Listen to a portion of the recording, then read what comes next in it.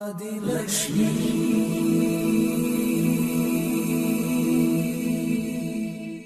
श्री धनलक्ष्मी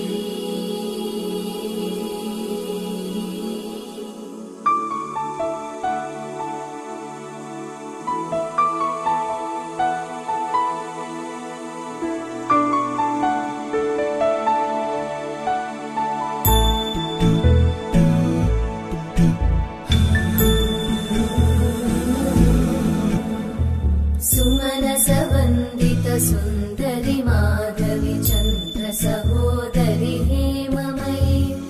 मुनिगणवन्दित मोक्षप्रदायिनि मञ्जुळभाषिणि वेदनुते पङ्कजवासिनि देव सुपूजित सद्गुणवर्षिणि शान्तियुते जय जय हे मधुसूदन कामिनि आदिलक्ष्मि जय पालय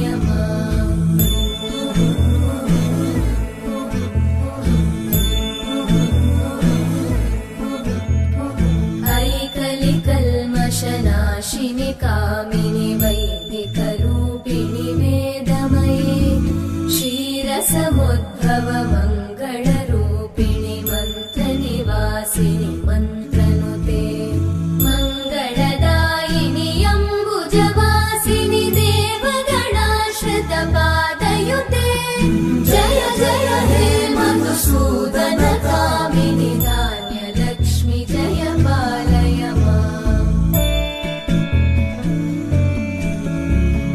जय वरवर्णिनि वैष्णवि भार्गवि मन्त्रस्वरूपिणि मन्त्रमये सुरगणपूजित शीघ्रफलप्रद ज्ञानविकासिनि शास्त्रनुते भवभयहारिणि पापविमोचनि साधुजनाश्रितपादयुते जय जय हे मधुसूदन कामिनि धैर्यलक्ष्मि जय पालय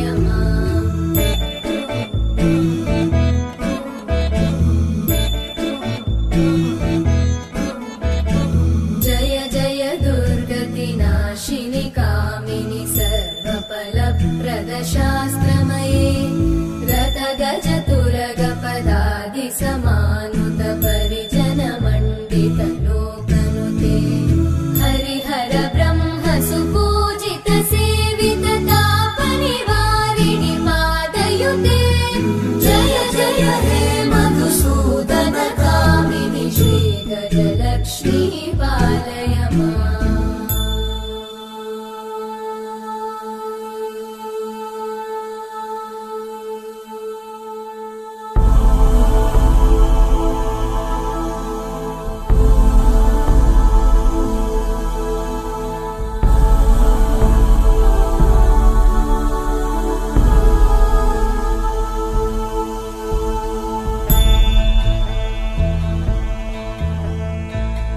ऐकगवाहिनि मोहिनि चक्रिणि रागविवर्धिनि ज्ञानमये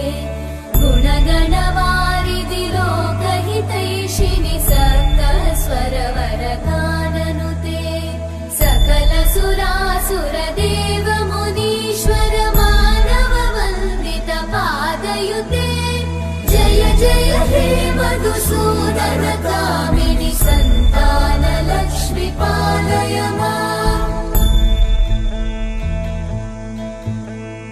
जय कमलासनि सद्गतिदायिनि ज्ञानविकासिनि गानमये अनुदिनमर्चित कुङ्कुमधूसरभूषित वासित वाद्यनुते कनकधरा स्तुति वैभववन्दित शङ्कर देशिक मान्यपते जय जय हे मधुसूदन कामिनि विजयलक्ष्मि जय पालय